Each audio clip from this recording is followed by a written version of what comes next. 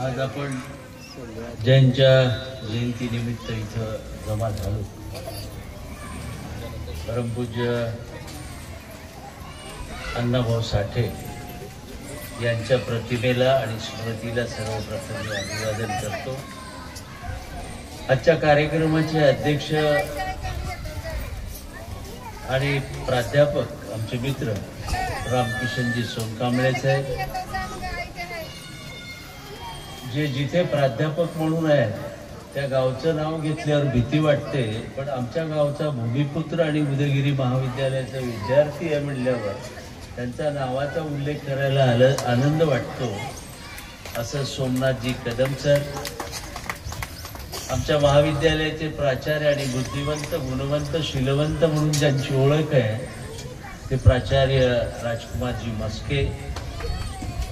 तुम्ही ज्यांचा तहसीलदार म्हणून उल्लेख करता ते आमच्या उदयगिरी महाविद्यालयाचे विद्यार्थी आणि सैनिक शाळेचे पहिले शिक्षक आणि श्री रेणुकादास देवनीकरजी, सन्माननीय तहसीलदार साहेब, सर्वांच्याच नावाचा मी उल्लेख करू शकतो। लुल्लेजी आहेत, या समितीचे सर्व प्रमुख अध्यक्ष समोरही बसलेत, पत्रकार गिरिधरही आहेत, पंचनाची मंडळी आहेत, सगळ्यांच्याच नावाचा उल्लेख करू शकतो। पण अधिक उल्लेख न करता उपस्थित सर्व माझे मान्यवर बंधू आणि लाडक्या हा शब्द न वापरता माझ्या भावाच्या बहिणीने, पण लाडकी बहीण म्हणली की आता छाती धस करून आले, काल भाड्या दिलास आज काढून घेतलास, याच्यामुळे लाडकी हा शब्द बाजूला ठेवून माझ्या सगळ्या प्रिय बहिणीनं, उपस्थित सर्व मान्यवर आणि या समितीचे सर्व पदाधिकारी, खरं म्हणजे मी सगळ्यात पहिल्यांदा या जयंती समारोह समितीचे जे पदाधिकारी आहेत तुमचं सगळ्यात पहिल्यांदा मी अभिनंदन करतो। कारण तुम्ही डोक्यात विचार आणला नसता तर सगळ्यांना एकत्र जमण्याचा योग आला नसता। आणि कदम साहेब असतील, उद्या मस्के सर बोलणार आहेत किंवा आमचे रेणुकादासजी बोलणार आहेत, यांच्या विचाराचा आस्वाद आणि अण्णाभाऊंची कृती, अण्णाभाऊंचा विचार आणि अण्णाभाऊंनी घेतलेले समाजाचे कष्ट हे केवळ फोटोत आपल्या घरी राहिले असते, आज आपल्या जीवनात आले, त्यांच्यामुळे आपल्याला ऐकायला मिळालं। हा योग तुम्ही घडून आणला, म्हणून सगळ्यात पहिल्यांदा मी तुम्हाला मानाचा मुजरा करतो। मित्र, थोरा मोठ्यांच्या जयंत्या कशासाठी साजऱ्या करायच्या? ते आपल्या जातीत जन्मले म्हणून जयंती साजरी करायची। वाण्याने उठायचं, बसवेश्वरांची करायची, मराठ्यांनी उठायचं, छत्रपती शिवाजी महाराजांची करायची, बाबासाहेबांची करायची, अण्णाभाऊंची करायची, एवढ्यासाठी जयंत्या साजऱ्या करायच्या नाही। त्या थोर माणसांनी जीवनामध्ये जे संघर्ष केला आणि त्यातून समाजाचा विकास कसा साधला, त्या विचाराला आपल्या जीवनामध्ये घेऊन आपण कसं जगायचं आणि पुढली पिढी कसं जगण्यासाठी तयार होईल याचा विचार पुढे पेरत जाणे म्हणजे आपण जयंती करत राहणे। या थोरा मोठ्यांना मानाचा मुजरा करणे, नमस्कार करणे ही आपली खरी म्हणजे परंपरा आहे। म्हणून मला असं वाटतं, कुणी म्हणत असेल ते जयंत्या विंत्या कशाला साजरा करतात, पण माझं मत असं की प्रत्येक चांगल्या माणसाची जयंती साजरीच झाली पाहिजे, जेणेकरून पुढच्या पिढीला हा इतिहास गेलाच पाहिजे, एवढं मात्र यातून मला वाटतं। पण जयंती साजरी करणं, मोठमोठे मंडप करणं, मिरवणूक काढणं इथपर्यंत ही जयंतीला स्वरूप न ठेवता या थोरा मोठ्यापासून आपल्याला काय घेता येते का, याच्यातून माझा मुलगा कसा घडेल, मी कसा घडू शकतो, याच्यासाठी प्रयत्न करणं म्हणजे ती यशस्वी जयंती होणं, जयंती यशस्वी करणं झाली असं म्हटलं तर ते चुकीचं होणार। मी अधिक लांब लचक बोलणार नाही, कारण मला पुढे कार्यक्रमाला जायचं आहे। वक्ता आल्याबरोबर कदम साहेब पहिल्यांदा माफी मागतो, मी उशिरा आलो बघा, पण मी आज माफी मागणार नाही, कारण सगळ्याच्या अगोदर मी इथं येऊन गेलो, म्हणून मी अजिबात माफी मागणार नाही। हा कणखरपणा बाबासाहेबांनी, अण्णाभाऊंनी शिकवलाय, तो कणखरपणा आपण आपल्या जीवनामध्ये आणलाच पाहिजे। म्हणून मी तुमची माफी मागत नाही, पण एक मात्र नक्की सांगणार, सरांचं भाषण ऐकलं, अण्णाभाऊ एवढं चांगलं बोलले. त्याच्यानंतर आमचे सन्माननीय मस्के सर बोलणार आहेत. मस्के सर म्हणजे केवळ एक वक्ताच नाही, तर एक चांगला वक्ता, चांगला माणूस म्हणून त्यांची सगळ्या महाराष्ट्राला ओळख आहे. तर या सगळ्यांच्या अण्णाभाऊवर बोलल्यानंतर मी फारसं बोलणार नाही, पण ज्यांचा सत्कार केला रेणुका दास यांच्याबद्दल बोलायचं असेल तर अण्णाभाऊला आणि बाबासाहेब आंबेडकराला कुणी स्वीकारलं असेल तर रेणुका दास सारख्यांनी स्वीकारलं, म्हणून आज त्यांचा सत्कार. मी त्यांच्या आईला पहिल्यांदा मानाचा मुजरा करतो की ज्या माईनं, ज्या माऊलीनं कुणाच्या आरतीवरची ज्वारी उजळत असताना आपल्या लेकराला आपल्या या धुळीत पुन्हा येऊ द्यायचं नाही, पण बाबासाहेबांनी आणि अण्णाभाऊंनी ज्ञानाची उजळलेली शिदोरी आमच्या पोरांच्या डोक्यात जावं म्हणून स्वतः कष्ट करून या पोरांना ज्या पद्धतीने शिकवलं, त्या माऊलीने केवळ शिकवलंच नाही तर त्या माऊलीने माणूस घडवलं. शिकलेली गाढवं भरपूर आहेत, खूप मोठी झालेली आहेत, पण त्यांच्याकडे माणुसकी नाही आणि आईला आई म्हणणार प्रवृत्ती नाही. पण रेणुका दासच्या बाबतीत मी तुम्हाला सांगतो, आमच्याकडे शिक्षक म्हणून आले आणि माझ्या शाळेतून एका नोकरी सोडून देऊन त्यांनी राजीनामा देऊन गेले. मस्के सर, ही वस्तुस्थिती आहे. रेणुका दासबद्दल कुणालाही माहित नाही. संस्थेमध्ये काम करायचं म्हणजे बसवराज पाटलासारख्या चिल्लर माणसालाही नमस्कार करावा लागतो, साहेब म्हणावं लागतं. असं असताना संस्थेतले नोकरी राजीनामा देऊन गेले कदम सर आणि शासनाची नोकरी मिळाली त्यांना. त्या शासनाच्या नोकरीमध्ये प्राध्यापक म्हणून लागले. इथं शाळेत होते, तिथं ज्युनियर कॉलेजला लागले आणि माझ्याकडे एके दिवशी आले की मला माझा राजीनामा स्वीकारा. मी त्यांना सांगितलं की तुम्ही जाऊन पुढच्या प्रगतीवर जाताय, मी तुम्हाला थांबवत नाही. तुम्ही शाळेत गुरुजी आहात, तिथे गेल्यावर प्राध्यापक होणार आहात, तर माझ्या हार्दिक शुभेच्छा आहेत. गंमत इथं नाही आहे. 3 महिने गेले असतील किंवा 2 महिने गेले असतील, चोरून चोरून माझ्याकडे आले. पण हिमतीने माणूस आला आणि म्हणले, सर मला तुमच्याशी बोलायचं आहे. रेणुकादास, हे मी जाहीरपणे पहिल्यांदा बोलतो,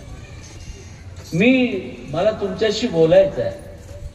म्हणलं काय एवढा मोठा माणूस झाला, सुखी झाला, आता काय राहिलं, काही मागलं, काही देणं घेणं राहिलं, काय वाटलं? काय म्हणावं त्या माणसाने?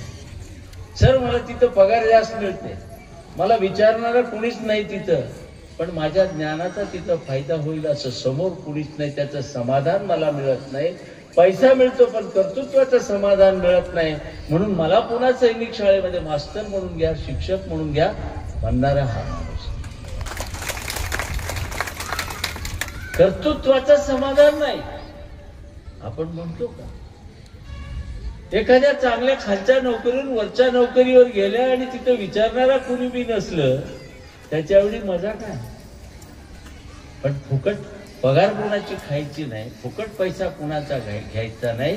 हे जे आईने त्यांच्यावर संस्कार केले त्यांना मी एकच विचारलं, का तुम्ही परत काय येऊ इच्छिता एवढं सांगा.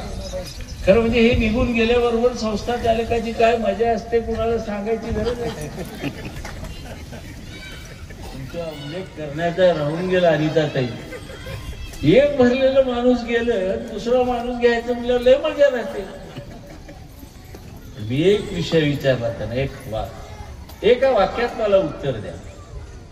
तुम्ही गेलात, तुमच्या मर्जीने गेला, इथे जेवढी पगार होती त्याच्या दुप्पट तिथं पगार आहे, तुम्हाला कोणालाही इथे विचारायचं गरज नाही. देवनीकराचा स्वभाव तसा आकडू, त्या आकडूचा दुसरा अर्थ काढून घेऊ टाकला. ज्याला स्वतःच्या कर्तृत्वावर आणि बुद्धीवर विश्वास असतो तो कुणापुढेच लाचार होत नाही, तो आकडूपणा, त्याचा स्वाभिमान त्याच्याकडे आहे. मला माहित होतं हे देवनीकर कधीही भेटलं तेव्हा साहेब भेटले म्हणून नमस्कार करणारा देवनीकर नव्हता.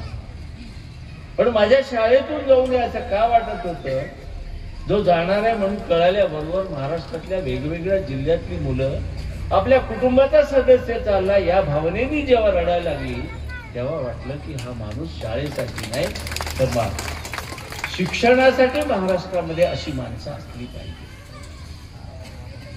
आणि मग आम्हाला नमस्कार करणं हे महत्वाचं नाही, पण विद्यार्थ्याला स्वतःच्या मुलासारखं मोठं करावं ही वृत्ती ज्याच्या अंगात आहे तो हा शिक्षक. मला म्हणतोय की मला पुन्हा शाळेत तुमच्या यायचं आहे, मला वरच्या पदावर गेलो तरी मला खाली यायचं आहे, जास्त पगारात असलो तरी मला खाली यायचं आहे. त्याला मी एकच विचारलं, तुम्हाला काय यायचं एवढं सांगा आणि माझी सगळी मजा सोडून देतो. त्यांनी एकच वाक्य सांगितलं आणि मी अत्यंत प्रामाणिकपणे सांगायला लागलो, कशाची पाहिजे त्याची शपथ घेऊ, नाहीतर पुढारी आजकाल खोटं बोलायला लागले.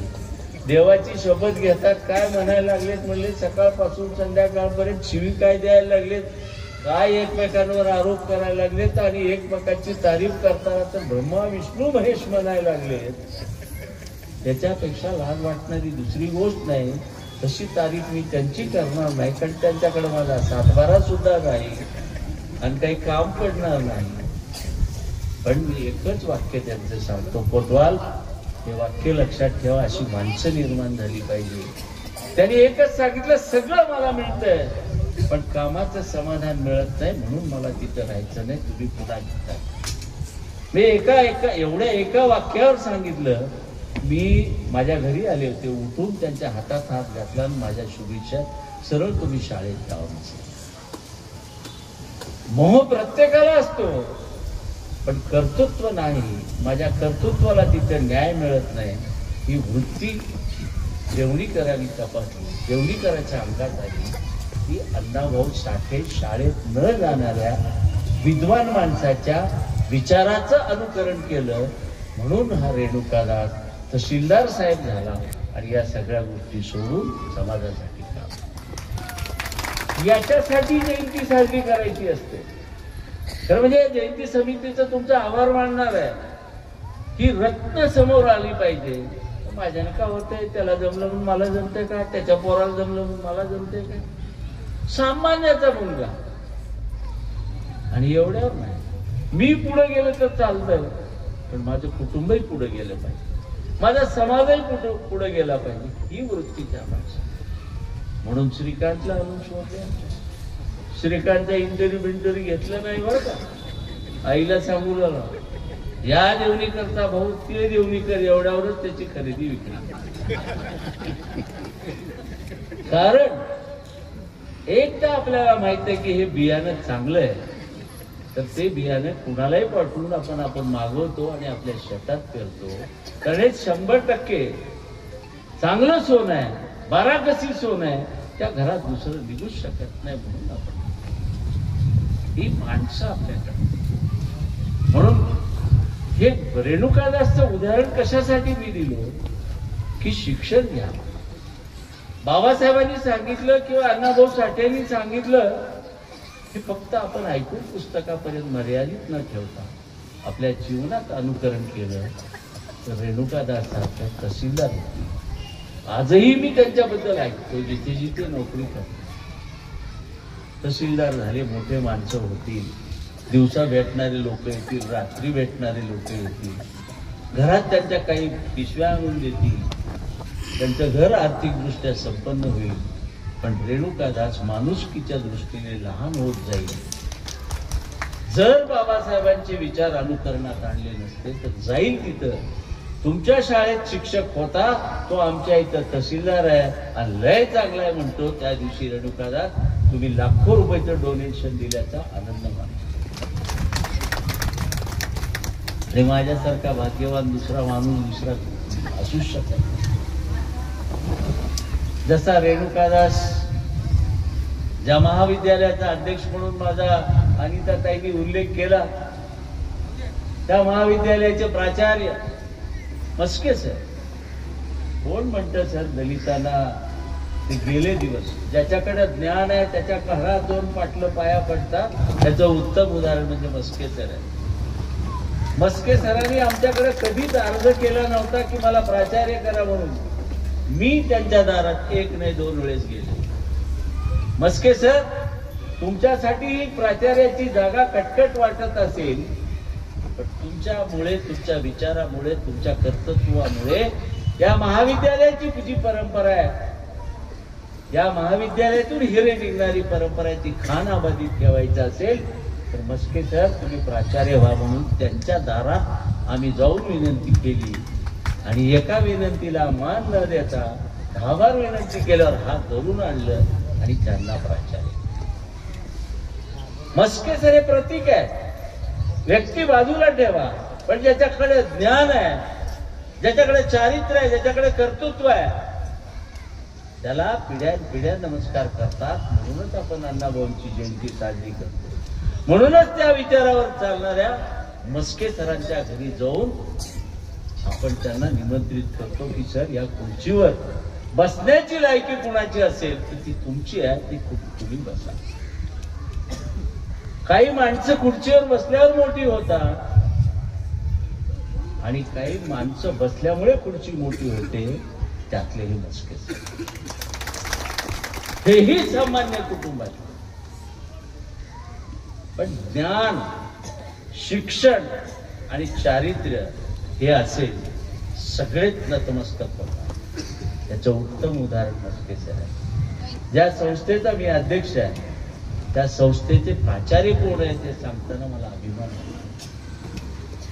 तिथे प्राचार्य म्हणून बसल्यावर सामान्याच्या संबंधी, मुलांच्या वसतिगृहासंबंधी, मुलींच्या वसतिगृहासंबंधी ज्या भावना ते व्यक्त करतात, त्यांच्या शिक्षणाबद्दल ती तळमळ ठेवतात आणि संस्थेचा सर्वांगीण विकास कसा होईल याचा विचार करतात, तेव्हा मला असं वाटतं की संस्था चालक आमचे वडीलधारे होऊन गेले. खरं म्हणजे आम्ही ऐत्यापीठावर रेगा मारणारे आहे, पण त्यांचा विचार जो होता ग्रामीण भागामध्ये 62 वर्षापूर्वी संस्था काढून आपल्या भागातल्या लोकांना सुशिक्षित करावा, त्यांनी मांडलेली कल्पना पूर्णत्वात नेण्याचं सामर्थ्य कुणामध्ये असेल ते मस्के सरांकडे आहे.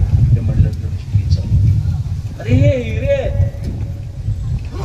रामकिशन सोनकांबळे प्राध्यापक 1500 मतांनी पडला, पण त्याला आमदारापेक्षा कधीही प्रतिष्ठा कमी झाली नाही. हेर मतदारसंघात किती आमदार झाले? उदगीर आणि हेर मतदारसंघामध्ये 14 आमदार होऊन गेलेत आजपर्यंत. आत्ताचे सोडून 7 नावं सलग कुणाला लुले तुम्ही पक्षाचे अध्यक्ष असूनही सांगू शकत नाही. 7 नावं सलग सांगू शकत नाही.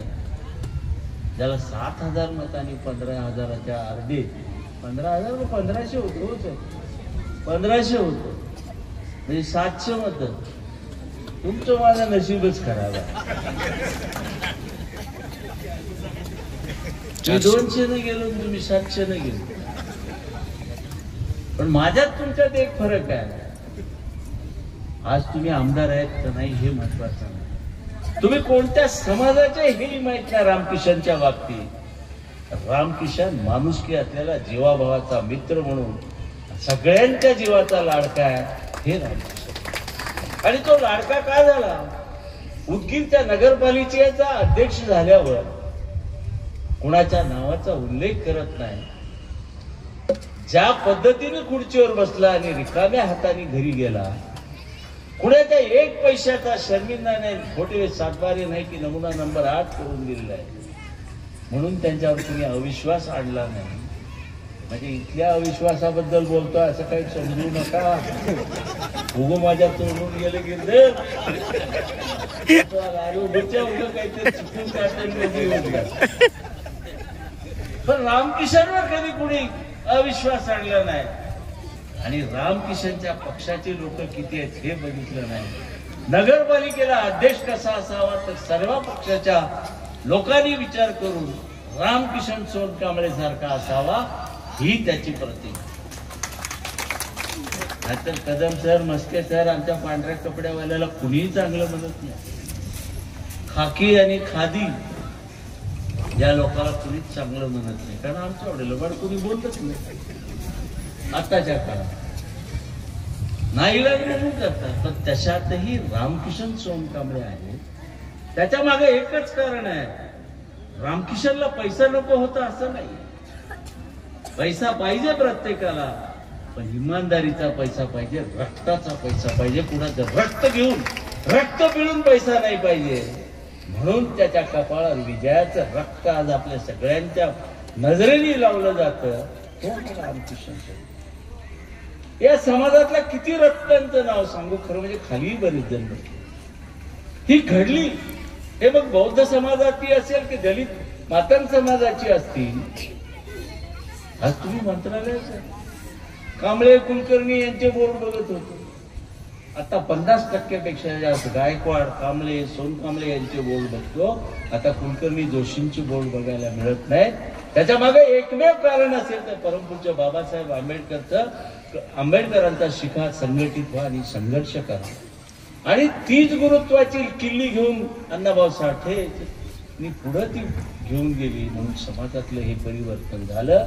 आज नाही का कसलाही माणूस त्या तालुक्यातला गेला तर आमदाराला सुद्धा किंवा पंतप्रधानाला सुद्धा फॉर्म भरायचा असेल तर रेणुकादासच्या पुढे जाऊन उभं राहावं लागतं. रेणुकादास व्यक्ती नाही, बुद्धीने संपादन केलेली त्याच्या ज्ञानाला ते पुढे जाऊन उभं राहतात. पण आचार्यांच्या पुढे आम्ही उभं राहतो, रामकिशनच्या पुढे आम्ही सलाम करतो.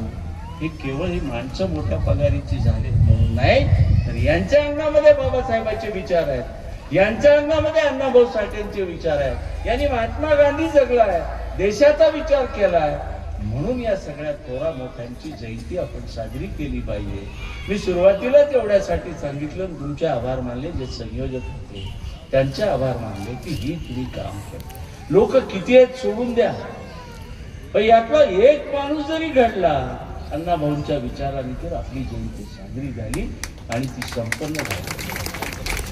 आणि खरं सांगू sir, Maske sir, Kadam sir, एवढ्या गांभीर्याने माझ्या बहिणी जेवढ्या ऐकायला लागल्यात, मुली ऐकायला लागल्या, त्याचा परिणाम कशावर असेल तर महिलांचा विकास झाल्याशिवाय किंवा एक महिला पूर्णपणे सुशिक्षित झाल्याशिवाय कुटुंब सुशिक्षित होत नाही. आणि आज हे सगळे घडले त्यांच्या मातेचं, त्याच्या कुटुंबाचं श्रेय. म्हणून मी अधिक लांब लचकनं भाषण करतो. लवकर आलो, आता मी लवकर जाणार आहे कारण मला पुण्याला एक रिसेप्शन आहे. हे प्रत्येक जण म्हणतात पण तसं नाही, आल्या दिवशीच सांगितलं होतं. तर मी रेणुकादासचं एक भाषण ऐकण्यासाठी थांबणार आहे. कुणाचा नंबर आहे मला माहित नाही, पण रेणुकादासजी तुम्हालाच मी निमंत्रित करतो. मॅडम थोडीशी माफी मागतो तुमची. मॅडम संचलनाला असल्या की खूप चांगल्या पद्धतीचं संचलन करतात आणि त्या विषयाला न्याय देण्याचं आणि त्या कार्यक्रमाला उंचीवर नेण्याचं काम ते मॅडम करतात. त्या फक्त वक्त्या नाही, खूप चांगल्या लेखक आहेत. त्यांची एक गोष्ट सांगतो, माझी त्यांची ओळख नव्हती. त्यांचं कुटुंब, आमचं कुटुंब एका घरातलं पण मला माहीत नाही, शेजारीच गावचं. एके दिवशी पुण्यनगरीला का लोकसत्तेला सकाळ पेपरला एक लेख आला. मला सवय, एखाद्याचा चांगला लेख आला की मी त्यांना फोन करतो. मग ते दिल्लीचे आहेत का मुंबईचे आहेत मला माहिती, आणि यांना मी ओळखत नव्हतो. मी फोन केला. आता मी भीतभीत केलो, कारण लेखक पुरुष असला तर फोन करायला काहीच वाटत नाही, लेखक स्त्री असली तर थोडीशी भीती वाटते, कारण समोर काय समजतील ही मनामध्ये शंका येते. तरीही आता या उंचीचा लेख लिहिली, तिची उंची किती असेल म्हणून मी फोन केला आणि म्हटलं, ताई मी तुमचा असा असा लेख वाचला, मला खूप चांगला वाटला आणि मी तुमचं अभिनंदन. आणि खरं म्हणजे तुम्ही असंच हे करत राहा. मला तुमचं वय माहीत नाही पण मी शुभेच्छा देतो. आणि म्हणलं, दादा मी तुमच्याच घरची आहे. तेव्हा मला खूप आनंद झाला. अशा या अनिताताई, खरंच म्हणजे आज व्यासपीठात कुणाकुणाचं नाव म्हणजे तुमचं नाव घेतलं नाही. खरं म्हणजे आज ही जागा ज्या भाऊसाहेबांनी निर्माण केली, ज्ञानाचं हे एक मंदिर आहे. या मंदिरामधून ज्ञान घेऊन या भागातून निघणाऱ्या विद्यार्थ्यांना आपण चांगली साधना उपलब्ध करून द्यावी म्हणून त्या भाऊसाहेबांनी केली. खरं म्हणजे त्यांच्या सुद्धा स्मृतीला मी अभिवादन करतो. आणि नाही नाही म्हणत खूप वाढत चाललेलं भाषण इथंच थांबवतो. चुकलं ते माझं, चांगलं ते चांगल्यांचे विचार, चांगल्याच्या बाजूला बसलो, त्यांच्यापासून शिकलो. म्हणून म्हणतो मी तुम्हाला सुद्धा विनंती करतो, दिवसा बसा रात्री बसा, चांगल्याच्या पायथ्याला बसा, पण पिदाड्याच्या बाजूला बसू नका. एवढी विनंती करून माझी आला होतो. जय हिंद, जय महाराष्ट्र, जय अण्णाभाऊ. आपल्या सर्वांना अत्त दीप भुवा असा संदेश देणारे तथागत गौतम बुद्ध, जाती न पूछो साधू की असा संदेश देणारे संत कबीर, मन चंगा तो कटौती में गंगा असा संदेश देणारे गुरु रविदास, पोशिंदा कुणब्याचा जाणता राजा ती उपाधी सार्थ ठरवणारे छत्रपती शिवाजी महाराज.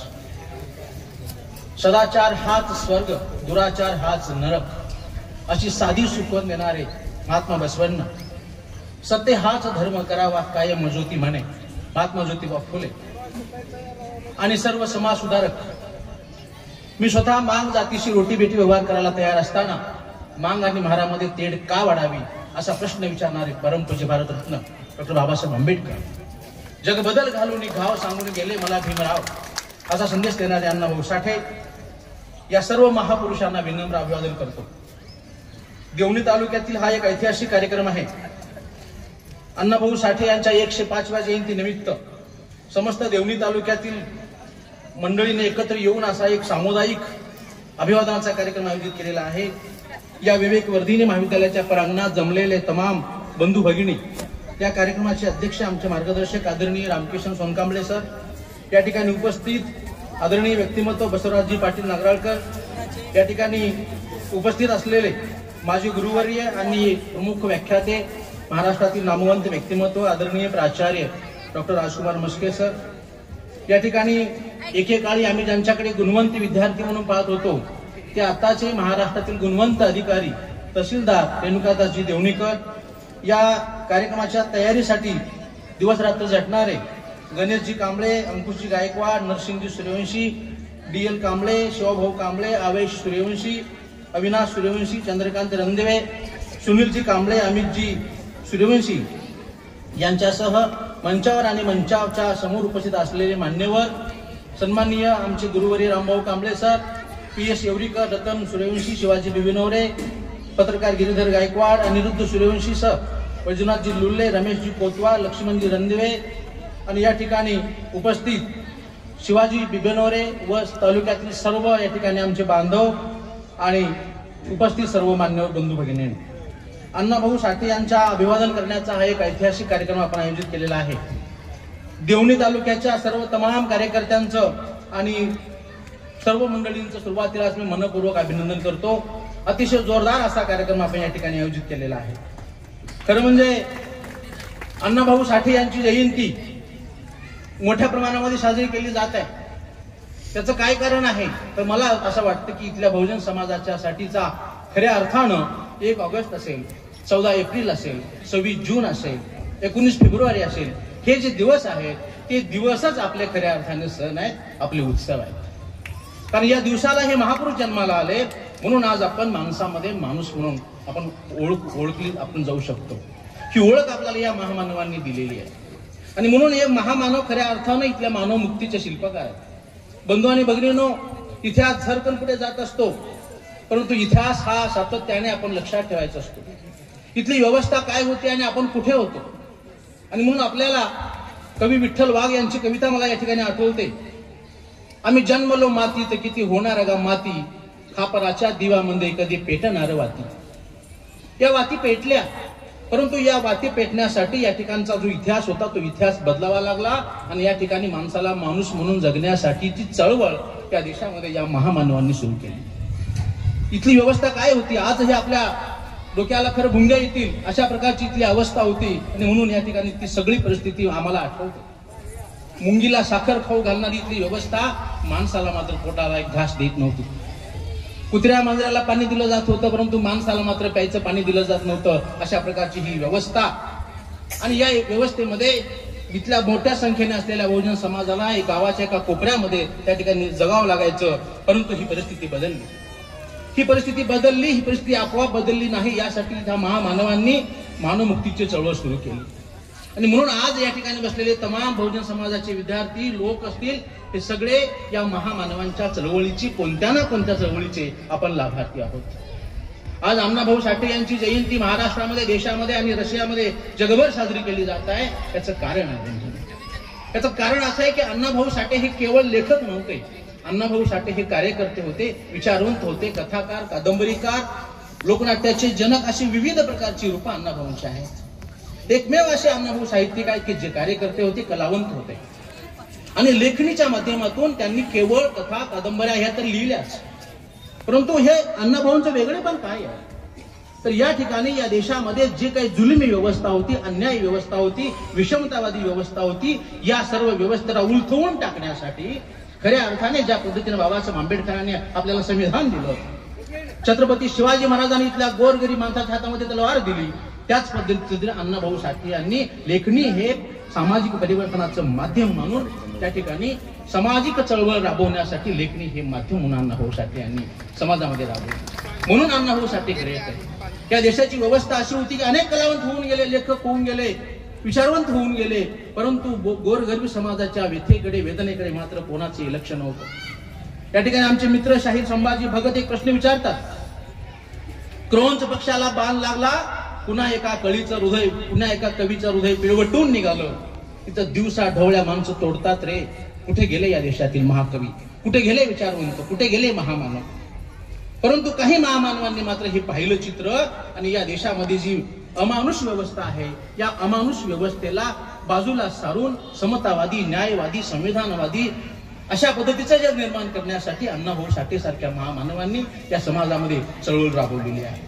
आणि म्हणून अण्णाभाऊ साठे हे समाज सुधारक आहेत, अण्णाभाऊ साठे हे विचारवंत आहेत, साहित्यिक आहे, कारण त्यांनी जग बदलण्याचं स्वप्न काढलेलं आहे. बंधूंनो, अण्णाभाऊ साठे यांनी लोकनाट्याचे पूर्णपणे चेहरा मोहरा बदलला आणि जे तमाशा नाव होतं ते तमाशा नाव बाजूला सरलं आणि लोकनाट्य हा प्रतिष्ठित शब्द त्या ठिकाणी आणला.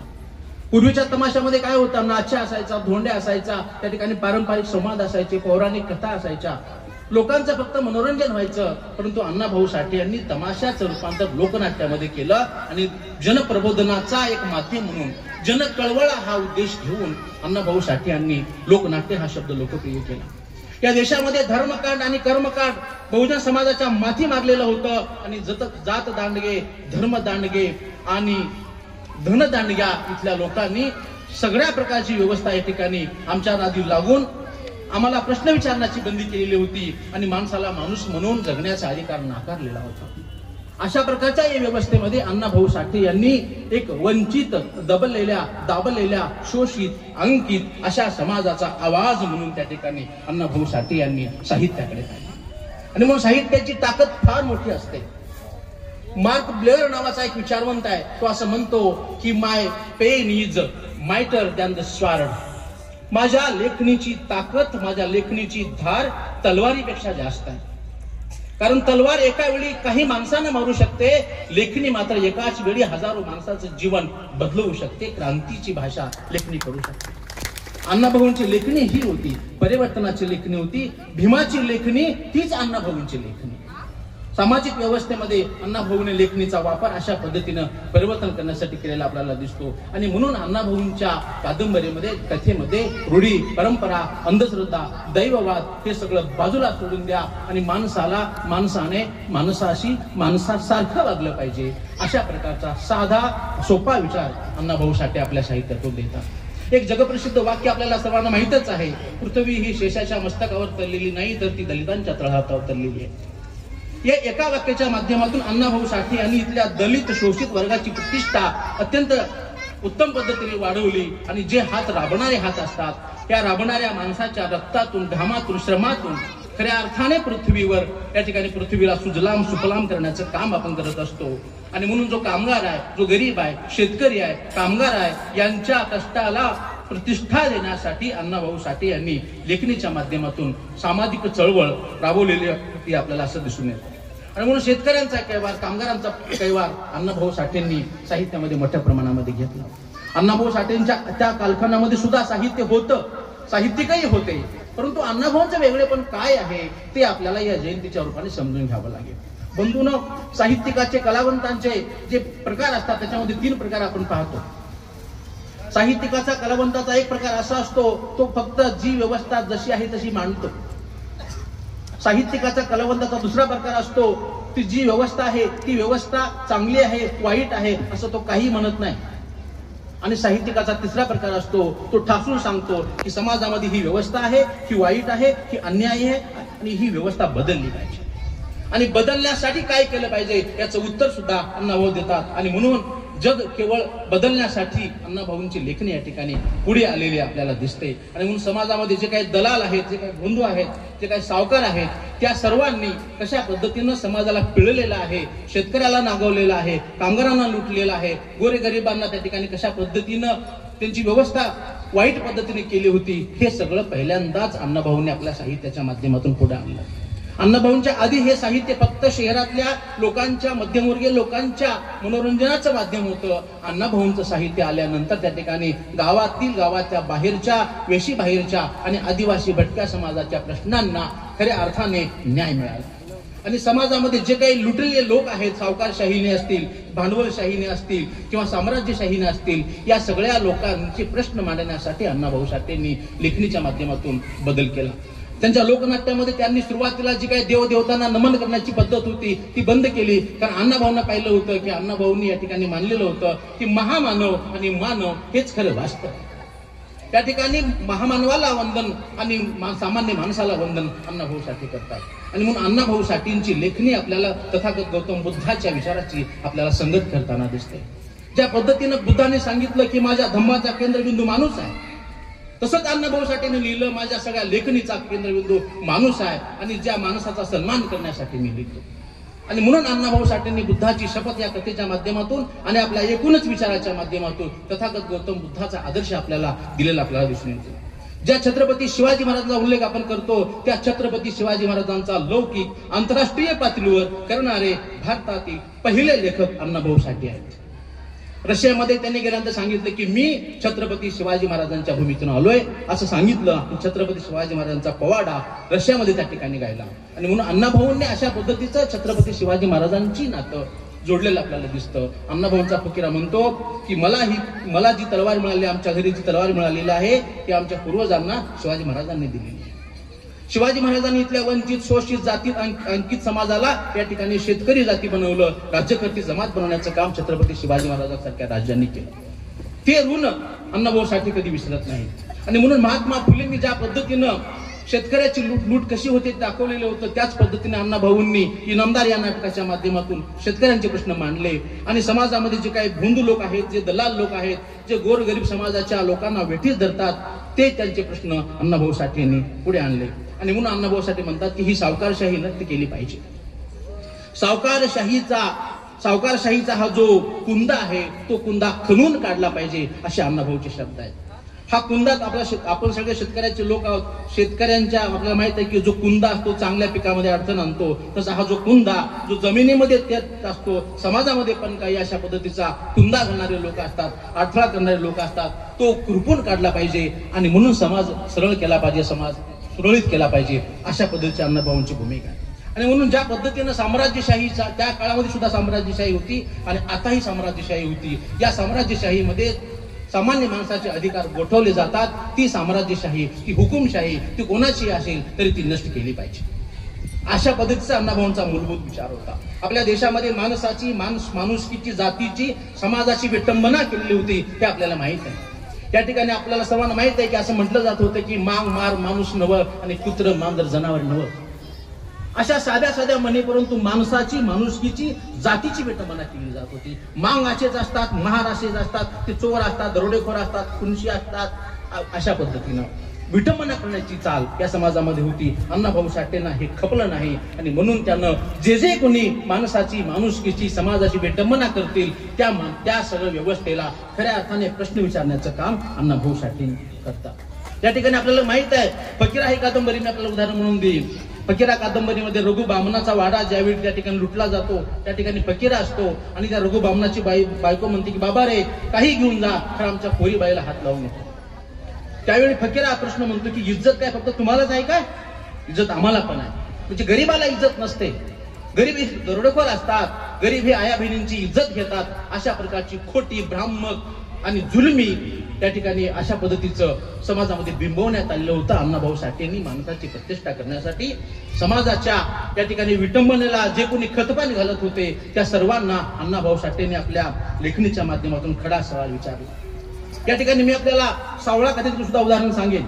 सावळा कथेमध्ये तो सावळा आणि दादा पाटील असतो आणि सावळा त्या ठिकाणी गोरगरिबांची पोटं भरण्यासाठी तो त्या धान्य कोठाराकडे जातो. त्यावेळी तो दादा पाटील म्हणतो, बाबा सगळं घेऊन जा, परंतु आमच्या लेकीबाईला हात लावू नको. तो म्हणतो की तुम्हाला कोण म्हटलं की आम्ही इज्जत घेतो? तेव्हा तो दादा पाटील म्हणतो की सारी आलम दुनिया म्हणते या मांग मार गुन्हेगार असतात. आलम दुनिया म्हणते या मांग मार गुन्हेगार असतात. त्यावेळी तो सावळा मांग म्हणतो, जी दुनिया मागा मारायला गुलाम आणि दरोडेखोर आणि खुनी म्हणते ती दुनिया मी जाळून टाकीन, कारण जे आम्हाला बदनाम करते ते विश्व आम्हाला नको. ही ती व्यवस्था होती. माणसाला माणुसकीचे हक्क न देता त्याच्या माणसाची, त्याच्या अधिकाराची, त्याच्या जातीची विटंबना करायचं, त्याला बदनाम करायचं, अशा प्रकारची ही व्यवस्था अण्णाभाऊ साठेंना ती खपली नाही. आणि म्हणून त्यांनी चळवळीचं माध्यम म्हणून अण्णाभाऊंनी लेखणी हाती घेतली, हे आपल्याला माहित आहे. बंधूंनो, बाबासाहेब आंबेडकरांच्या धम्मक्रांतीनंतर, सामाजिक क्रांतीनंतर इथल्या माणसामध्ये स्वाभिमानाचे धुमारे फुटले आणि या ठिकाणी आपल्याला स्वत्वाची, स्वाभिमानाची जाणीव झाली. ही स्वाभिमानाची जाणीव कशी झाली हे अण्णाभाऊ साठेंनी पाहिलं आणि त्यांनी काही महत्वाच्या कथा लिहिलेल्या आहेत. आणि म्हणून त्या ठिकाणी सापळा नावाची कथा मी तुम्हाला सांगत होतो. या सापळे कथेचा सारांश मी आपल्याला सांगतो की सापळा कथेमध्ये मांग मार लोक त्या ठिकाणी गावचे जनावर ओढण्याचं, गुरढोर ओढण्याचं काम नाकारतात. त्यावेळी त्याला तिथले गावकरी म्हणतात की हे आताच तुम्ही का तुम्हाला समजलं? तेव्हा तो म्हणतो की आता आम्हाला कळलंय की हे वाईट असतं. आता आम्हाला कळलंय. हे जे कळले पण आहे, ही जे समजलेली भावना आहे ती कुठून आली? तर ही बाबासाहेब आंबेडकरांच्या या महामानवांच्या आचारातून, विचारातून, कृतीतून आली.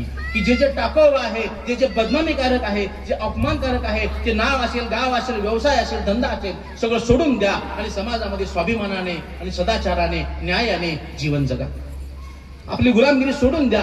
ही गुलामगिरीची जाणीव अण्णाभाऊ साठे आपल्या समाज बांधवांना सोडून सांगतात आणि त्या ठिकाणी स्वाभिमानी समाज निर्मितीचं स्वप्न अण्णाभाऊ साठे आपल्या समोर पुढे आणतात. आपल्याला माहित आहे सर, देवणी आणि हा जो परिसर आहे की या सुद्धा मातीला अण्णाभाऊंचा स्पर्श झालेला आहे. अण्णाभाऊ साठेंना ज्यावेळी मुंबईमध्ये बंदी करण्यात आली होती त्यावेळी ते अशा पद्धतीनं आपल्या मराठवाड्यामध्ये आले होते. माडज या ठिकाणी गाव आहे, माडज असेल, इकडे दसवाडी असेल, या ठिकाणी अण्णाभाऊ साठेंच्या काही मैफिली शाहीर झालेल्या आहेत. आणि म्हणून या जाता या मार्गाने माझ्या वाचनात असं आलेलं आहे की त्या औरंगाबाद शहाजीने त्या मार्गाने माडज या मार्गे साकोळ, शिरांगपाळ मार्गे ते पुढे गेले. म्हणजे या मातीला सुद्धा अण्णाभाऊंचा स्पर्श झाला. आणि या महाराष्ट्राच्या मातीमध्ये अण्णाभाऊंचं एक नाव वेगळ्या पद्धतीनं आपल्याला दिसून येतं. त्यांनी माणसामध्ये स्वाभिमान पेरलेला आहे. आणि म्हणून मराठवाड्यामध्ये आल्यानंतर या ठिकाणी मराठवाड्यामध्ये तर दुहेरी जुलमी सत्ता आपल्याकडे होती, निजामाची सत्ता होती. त्या निजामाच्या सत्तेचा सुद्धा उल्लेख अण्णाभाऊंच्या एका कथेत आहे. त्या कथेचं नाव आहे विठू महार आणि त्या गावाचं नाव आहे खंडाळी. कदाचित याच भागामध्ये कुठेतरी लातूर जिल्ह्यामध्ये, जुन्या उस्मानाबाद तालुक्यात जिल्ह्यामध्ये खंडाळी गाव असेल.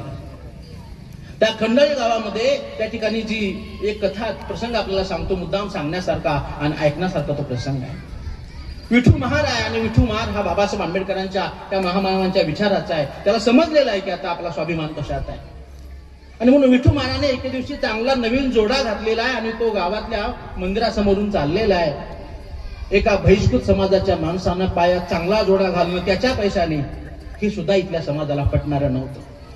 बंधू आणि भगिनींनो, आपल्यावरती असे बंधन होतं की डोक्यापासून ते पायापर्यंत आपण कसं जगायचं, कोणते कपडे घालायचे, कुठलं काम करायचं, जे दलित साईज घाणेरड आहे ती कामं आपण करायची. तरीही त्या ठिकाणी कधीही आपल्या गुडघ्याच्या खाली धोतर घालायचं नाही, जरीची काडी असलेलं धोतर घालायचं नाही, नव्या वाहना पायात घालायच्या नाहीत, पूर्ण इथपर्यंत कपडे घालायचे नाहीत, फक्त बंडी घालायची. अशा पद्धतीची बंधनं. तुमची नावं सुद्धा धोंड्या कोंड्या अशीच असायची. ही इथली व्यवस्था. आणि म्हणून त्या विठू महाराने नवीन जोडा घातलेलं समाजाला पटलं नाही. तिथला जो हसन पाटील होता त्याला पटलं नाही आणि त्याने सांगितलं की तू महार आहेस आणि तू आमच्या समोर नवीन जोडा घालून चाललास.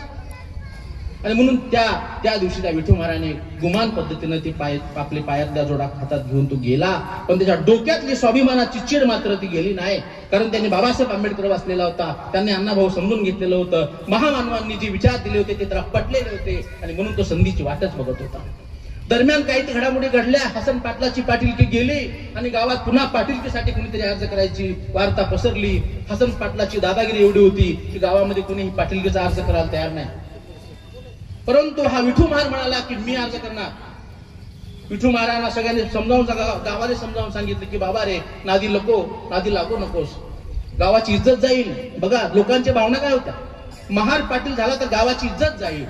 आपल्या डोक्यावरती या ठिकाणी आपलं डोकं धड नव्हतं, तर या ठिकाणी कुठल्या तर शस्त्राचं, शास्त्राचं, धर्मग्रंथाचं काहीतरी ओझं होतं आणि म्हणून आपलाच माहित नव्हतं की आपण गुलाम आहोत. गुलामाला गुलामीची जाणीव करून द्या म्हणजे तो बंड करून उठेल. हा बाबासाहेबांचा विचार इथला काही लोकांनी तंतोतंतपणे स्वीकारला आणि त्यांची गुलामगिरी तंतोतंतपणे केली. ज्यांनी हा महामानवाचा विचार स्वीकारला नाही, आजही वरून जरी चांगले कपडे असले तरी आतून मात्र गुलामीच आहे. ही गुलामीने आपल्याला समजली पाहिजे. त्या विठू महाराजांनी सांगितलं की अजिबात आज मागे येणार नाही. हा विठू महार म्हणून जन्माला आला, पाटील म्हणून मरणार.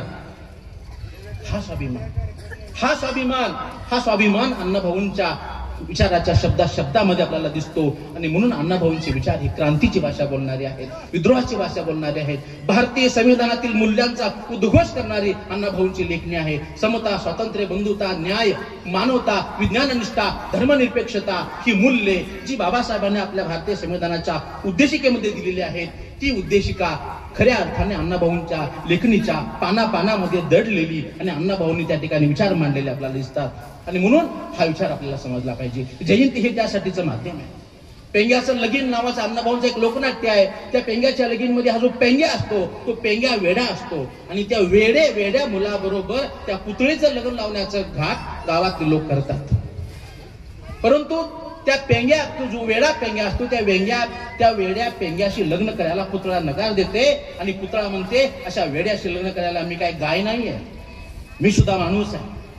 मी गाय नाहीये. त्या स्त्रीला ही जाणीव झाली की मी गाय नाहीये, मी पशुपक्षी नाहीये, मी माणूस आहे. ही माणूसपणाची जाणीव देण्याचं काम अण्णाभाऊ साठे करतात. अण्णाभाऊंचं लोकनाट्य मी तुम्हाला सांगत होतो, त्या लोकनाट्यामध्ये आमूलाग्र बदल अण्णाभाऊंनी केला. बदल काय केला? त्या ठिकाणी जो सोंगाड्या होता तो सोंगाड्या लोकांचं प्रबोधन करायचा, तो सोंगाड्या अण्णाभाऊंनी बंद केला आणि धोंड्या नावाचं पात्र अण्णाभाऊंनी निर्माण केलं. हा धोंड्या काय करतो? हा धोंड्या अण्णाभाऊंच्या स्वाभिमानी विचाराचा पाईक आहे. ज्यावेळी त्याला मालक म्हणतो अरे धोंड्या इकडे ये, तो धोंड्या म्हणतो मालक माझं नाव धोंडी आहे. गुलामगिरीची पहिली जाणीव, स्वाभिमानाची पहिली जाणीव त्या धोंड्याला होते आणि त्याला समजते की माझं नाव धोंड्या नाही, माझं नाव धोंडी आहे. आणि त्या मालकाला पण सांगतो तो माझं नाव धोंडी आहे. मालक तो मालकच, मुजोरच. तो मालक म्हणाला गाढव कुठला, उलट बोलतोस? पुन्हा धोंड्या म्हणतो मालक मी गाढव नाही, मी माणूस आहे. तसं तुम्ही माणूस आहात तसा मी पण माणूस आहे. ही जाणीव, माणुसकीची जाणीव, ही माणसाची जाणीव अण्णाभाऊ साठे आपल्याला करून देतात. म्हणून अण्णाभाऊंचे विचार हे फार महत्वाचे आहे. हे आपण समजून घेतले पाहिजे. बंधूंनो, समाजामध्ये स्त्री आणि पुरुष या दोन खऱ्या अर्थानं फार मोठी ताकद आहे. बाबासाहेब आंबेडकर आपल्याला म्हणाले होते की स्त्रियांचा उद्धार केवळ भौतिक बदलाने होणार नाही, मानसिक बदलाने झाला पाहिजे. मानसिक बदल आपल्याला कळलं पाहिजे की आपण काय विचाराने वागत आहोत, सत्य काय, असत्य काय, न्याय काय, अन्याय काय, धर्म काय, अधर्म काय, आपल्याला समजलं पाहिजे. आपल्याला समजले पाहिजे आणि समजून सांगण्यासाठी अण्णाभाऊ असले पाहिजेत. आपल्या देशावरती स्त्रियांच्या वरती अनेक बंधने घातलेली होती, आपल्याला माहित आहे. एका बाजूला न मातृपर दैवतम, दुसऱ्या बाजूला ना स्त्री स्वातंत्र्य मार्गती. स्त्रीला कुठल्याही प्रकारे स्वातंत्र्य देण्यात आलेलं नव्हतं, ती अबला होती. अशा पद्धतीचं स्त्रियांच्या माथी त्या ठिकाणी अनेक बंधने घातलेली होती. आणि स्त्री ही अबला आहे, दुर्गुणी असते, अशा प्रकारचं नको ते विचार आपल्या धर्मग्रंथामध्ये आणि समाजाच्या मनामध्ये सुद्धा होते. परंतु अण्णाभाऊ साठे यांनी स्त्रियांच्या प्रतिष्ठेला सन्मान दिला. गरीब घरची स्त्री असली तरी ती बाणेदार असते, कर्तृत्ववान असते, शिलवंत असते. हे अण्णाभाऊ साठेंनी आपल्या पात्रांच्या माध्यमातून पटवून दिलं आणि म्हणून सांगितलं की या ठिकाणी स्त्री पुरुष अशा प्रकारचा कोणताही भेद मानता कामा नये. प्रत्येक जण त्या ठिकाणी प्रत्येकाला समान अधिकार मिळाले पाहिजे.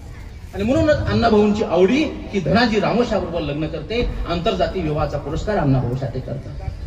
चिखलातील कमळ या कादंबरीमध्ये आपण पाहतो की त्या ठिकाणी गोरगरीब समाजाच्या स्त्रियांना, चांगल्या स्त्रियांना देवदासी बनवलं जायचं, वेश्या बनवलं जायचं. कधी कधी आपला प्रश्न पडला नाही की ही देवदासी, मुरळी, वेश्या ही एका विशिष्ट खालच्या जातीच्या का असतात, असा प्रश्न आपल्याला पडला नाही. कारण प्रश्न पडण्याची प्रक्रियाच आपली लॉक करण्यात आली होती. आपण महामानवांचे विचार आपण वाचले. परंतु अण्णाभाऊंनी ती लॉक काढलेला आहे. अण्णाभाऊंनी त्या ठिकाणी विचार बदललेला आहे. आणि म्हणूनच अण्णाभाऊ सांगतात की जी तुळसा नावाची स्त्री असते आणि पुन्हा तिच्या मुलीला म्हणजे सीतेला पुन्हा ती देवदासी बनवते, त्यावेळी ती तुळसा प्रश्न विचारते, आई तुझं लग्न देवाचे झालंय ना? हो. तुझा देव तुझा नवरा, बरोबर. मी तुझी मुलगी म्हणजे देवाची पण मुलगीच, बरोबर. आणि मग तुझं लग्न जर देवाचे असेल तर माझं लग्न पुन्हा त्याच देवाची कसं काय, कसं काय? हा प्रश्न, अशा पद्धतीनं समाज व्यवस्थेला प्रश्न विचारणारी मानसिकता अण्णाभाऊ साठे तयार करतात. ज्या पद्धतीत ज्या वेळी हरिबा महार म्हणतो की आम्ही गुरढोर ओढणार नाही, त्यावेळी त्याला पाटील म्हणतो की अरे तुम्ही महार आहात, तुम्हाला महाराज नाही मार, तुम्हाला देवानीच मारमान केले ढोर बडायला. त्यावेळी तो हरिबा मार म्हणतो, कंच्या देवासनं आम्हाला मार केलंय, जावा त्या देवालाच विचारा. म्हणजे ज्या विधात्याला सुद्धा प्रश्न विचारण्याची धमक आपल्याला या महामानवांच्या विचाराने दिलेली आहे. कारण आमच्या अनेक मागचे पिढ्या आम्हाला या ठिकाणी गर्तेत घालण्याचं काम, छळण्याचं काम आणि आम्हाला बदनाम करण्याचं काम इथल्या व्यवस्थेने केलेलं आहे. आणि म्हणून ही व्यवस्थाच बदलून दिली पाहिजे. अशा पद्धतीची अण्णाभाऊंची भूमिका आहे.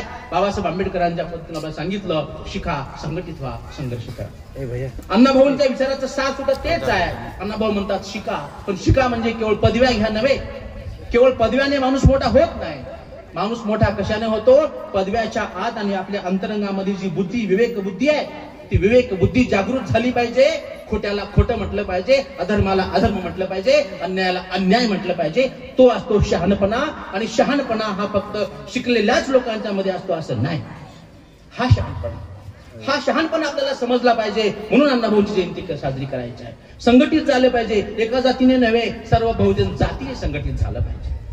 तर आपल्या समाजाचा आवाज मोठा करता येत असतो. आणि म्हणून शिका, संघटित व्हा, संघर्ष करायचा आहे. इथल्या व्यवस्थेच्या, विषमतावादी व्यवस्थेच्या विरोधात संघर्ष करायचा आहे. आपल्याच जातीशी, आपल्या जातीच्या भगिनी बंधूशी संघर्ष करायचा नाहीये.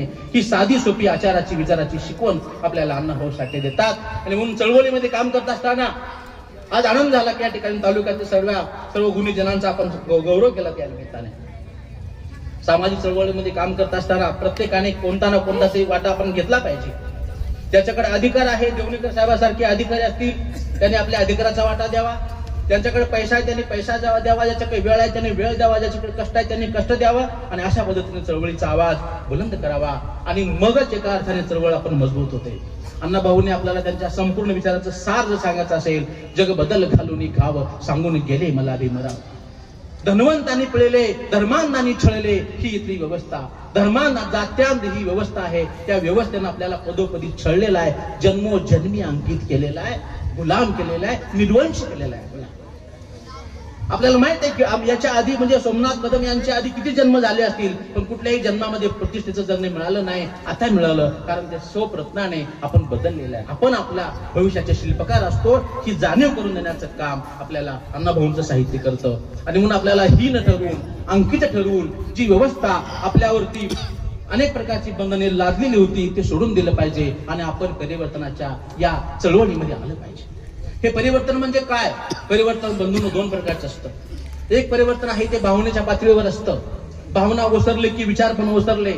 भावनिक परिवर्तनापेक्षा मानसिक परिवर्तन श्रेष्ठ असतं. आणि हे मानसिक परिवर्तन आपल्या विचारामध्ये, आपल्या कृतीमध्ये, आपल्या विवेकामध्ये झाल्यानंतर मग आपण आपोआप बदल होत असतो. बंधूंनो, आज अण्णाभाऊ साठे यांच्या रूपाने मला आनंद वाटतो. एकेकाळी फक्त साहित्यिक, कलावंत अण्णाभाऊ असलेले अण्णाभाऊ आज मातंग समाजाच्या चळवळीचे प्रेरणास्थान बनलेले, बहुजन समाजाच्या चळवळीचे प्रेरणास्थान बनलेले आहेत. महामानवांच्या मालिकेतील एक मोठं नाव महामानव म्हणून अण्णाभाऊ साठेंचं घेतलं जात आहे. ही फार मोठी क्रांती आहे आणि ही अण्णाभाऊंच्या साहित्याने केलेली क्रांती आहे. बंधूंनो, आज मातंग समाजाचा विचार करत असताना मातंग समाजासमोरची दोन महत्वाची आव्हानं आहेत. मी आपल्याला सांगतो. पहिलं आव्हान आहे अज्ञान, दुसरं आव्हान आहे गुलामगिरी, आणि तिसरं आव्हान आहे चळवळीपासून पळ काढणं, बाजूला राहणं किंवा निवांत राहणं. अज्ञान हेच की आपले शत्रू कोण, आपले मित्र कोण, आपला धर्म कोणता, आपला अधर्म कोणता, न्याय काय, अन्याय काय आपल्याला समजलं पाहिजे. ही व्यवस्था अशी आहे की व्यवस्था आपल्या बहुजन समाजामध्येच भांडण लावते आणि आपला मित्र शत्रू कोण याच्यामध्ये गोंधळ निर्माण होतो. आणि म्हणून खरी आपली परंपरा कोणती? प्रतिगामी परंपरा आपली आहे की पुरोगामी परंपरा आपली आहे? न्यायवादी परंपरा आपली आहे की भेदनीतीची परंपरा आपली आहे? हे समजून घ्या. हे समजून घ्या. आणि गुलामाला गुलामीची जाणीव झालेली आहे. सर्वांनाच आपली ती जाणीव झाली पाहिजे. आणि चळवळीमध्ये आपण आपल्या पद्धतीने आपला वाटा उचलला पाहिजे. एवढंच मी या निमित्तानं आपल्याला सांगणार. बाबासाहेब आंबेडकरांचा एक महत्वाचा विचार मी आपल्याला जाता सांगतो. प्रत्येक माणसाला जात आहे, जातीचा अभिमान असावा, परंतु जातीचा जर दर्प असेल तर ते मात्र आपण चळवळीमध्ये आपण मागे घेऊन जातो. आणि म्हणून बाबासाहेब आंबेडकर करकंब या ठिकाणी पंढरपूरला म्हणाले होते, मांग, महार, ढोर, चांबार या नावामध्ये असं काय आहे की ज्याचा तुम्हाला अभिमान वाटावा? सारा गाव तुम्हाला उकरड्याची किंमत देत नाही आणि तुम्ही जातीचा अभिमान बाळगता. जे टाकाऊ आहे त्याचा अभिमान बाळगता. आणि म्हणून आपण सर्वजण बहुजन समाजातले माणसं एक आहोत आणि सर्वांनी एकत्र आलं तरच आपल्याला बाबासाहेबांचे विचार, महामानवांचे विचार, अण्णाभाऊंचे विचार, लहुजींचे विचार, मुक्तांचे विचार समाजामध्ये घेऊन जाणं सोपं आहे हे आपल्याला या निमित्तानं सांगतो. आणि बाबासाहेब पुन्हा असं म्हणाले होते, प्रामुख्याने मातंग समाजाच्या भाषणामध्ये पुण्यामध्ये अहिल्याश्रम झालेली सभा आहे, त्या सभेमध्ये बाबासाहेब असं म्हणाले होते, हवे तर निराळे राहा, हवे तर निराळे राहा, खरं कुणाचे बगल बच्चे होऊ नका. आज मातंग समाजामध्ये बगल बच्चे होण्याची घाई झालेली आहे आणि म्हणून आपण स्वाभिमानाने, सदाचार्याने, न्यायाने, संविधानवादी विचाराने जो माणूस जगतो त्या माणसाला कधीही काही कमी पडत नाही. आणि म्हणून स्वतंत्रपणे आपल्या स्वयंभू प्रतिभेने आपण जगण्याचा प्रयत्न केला पाहिजे. बंधूंनो, मातंग समाजाला सुद्धा परंपरा, चळवळीची परंपरा फार मोठी आहे. बुद्ध काळामध्ये प्रसेनजित नावाचा राजा मातंग कुळाचा होता. ही परंपरा आपल्या त्या ठिकाणी लहुजी वस्ताद साळवे, ज्यांनी सत्यशोधक लहुजी म्हणून त्यांचा नावलौकिक आहे, महात्मा फुलेंच्या खांद्याला खांदा लावून त्यांनी काम केलं, ती लहुजीची आपली परंपरा. या देशातील पहिले शिक्षण प्रसारक लहुजी साळवे, महाराष्ट्रातील पहिले शिक्षण प्रसारक लहुजी साळवे, पहिले गुरु गणूशिवा मांग मातंग समाजाचे पहिले गुरु आहे. त्याच्या आधी कोण दलित माणूस शिकलेला नव्हता. पहिले शिक्षण प्रसारक लहुजी साळवे, पहिले शिक्षक गणूशिवा मांग, पहिली विद्यार्थिनी मुक्ता साळवे. शिक्षण प्रसारक, विद्यार्थी, शिक्षक आणि समाज सर्वजण या ठिकाणी आपली परंपरा आहे. आणि अण्णाभाऊंनी तर फार मोठी परंपरा आज आपल्या समोर दिलेली आहे. आणि म्हणून बंधूंनो, ही परंपरा समजून घ्या आणि चळवळीचा धागा होण्याचा आपण प्रयत्न करावा. मातंग समाजामध्ये आज 3 प्रकारचे वर्ग आहेत. एक मांग म्हणून ज्याला आपण म्हणूया, आपण सगळे बरेच जण मागत आहोत, परंतु मांग या शब्दामध्ये जी एक अहंकाराची भावना आहे, चळवळीचा प्रचंड अभिमान असणारे काही लोक आहेत. दुसरा मातंग त्याला आपण म्हणू, जे प्रचंड अभिमान पण नाही आणि गर्व पण नाही, चळवळीमध्ये इकडे पण नाही तिकडे पण नाही. आणि तिसरा, काही जणांना समजलेला आहे की आपला खरं इतिहास काय आहे आणि आपण कुठल्या विचाराने गेलं पाहिजे. नवबौद्ध समाजामध्ये बरेचसे मातंग समाज आहेत. काही जण जय लहुजी करतात, काही जण जय भीम करतात. बंधूंनो, मी आपल्याला एकच सांगेन की आपल्याला जय लहुजी तर म्हणायचंच आहे, पण जय भीम सुद्धा म्हणायचं आहे. जय भीम, जय लहुजी हे 2 आपले मंत्र असले पाहिजेत. जय लहुजी हे समाज जागृत करण्याचं माध्यम आहे, जय भीम हे परिवर्तनाचं माध्यम आहे, हे आपण समजून घेतलं पाहिजे. आणि म्हणून या जयंतीच्या निमित्तानं आपण एकच ठरवूया. असं म्हटलं होतं आपल्याला, भेटेल मांग तर फिटेल पांग. परंतु असं म्हणता म्हणता आमचा पांग कधी फिटला नाही. या महामानवानी काम केलं म्हणून आमचा पांग फिटला. मग लक्षात ठेवलं पाहिजे, भेटेल मांग त्यांना महामानव सांग, भेटेल मांग त्याला अण्णाभाऊ सांग, भेटेल मांग त्याला बाबासाहेब सांग, हे आपण शिकलं पाहिजे. आणि हा विचार जरी आपण या जयंतीच्या निमित्ताने घेऊन गेलो तरी मला वाटतं जयंतीचं सार्थक झाल्यासारखं आहे. पाबनदादा कर्डक सुद्धा म्हणाले होते की अण्णाभाऊ सांगून गेले, व्हा भीमाचे व्हा. अण्णाभाऊ सांगून गेले आहेत आपल्याला, व्हा भीमाचे व्हा, भीमाच्या विचाराचे व्हा, अण्णाभाऊच्या विचाराने जा, भीमाच्या वाटेकडे जा. आणि म्हणून तुम्हाला मी जाता जाता एकच सांगेन, या ठिकाणी आदरणीय गुरुवर्य आमचे मस्के सर यांचं सुद्धा व्याख्यान मला ऐकायचं आहे. त्यांची भाषणं ऐकत ऐकत आम्ही आता बोलायला शिकलोय. आणि म्हणून बुद्ध, लहू फुले, शाहू, बुद्ध, लहू फुले, शाहू, बाबासाहेब अण्णाभाऊ, बुद्ध, लहू फुले, शाहू, बाबासाहेब अण्णाभाऊ, क्रांतीचं हे चक्र पूर्ण करू आणि परिवर्तनाचे हे चक्र गतिमान करू, अशा प्रकारची शपथ, अशा प्रकारची प्रतिज्ञा या जयंतीच्या रूपाने आपण सर्वांनी घेऊया. अशा पद्धतीचं मी आपल्याला आवाहन करतो. आपण अत्यंत चांगल्या पद्धतीने जयंतीचं नियोजन केलेलं आहे. या निमित्तानं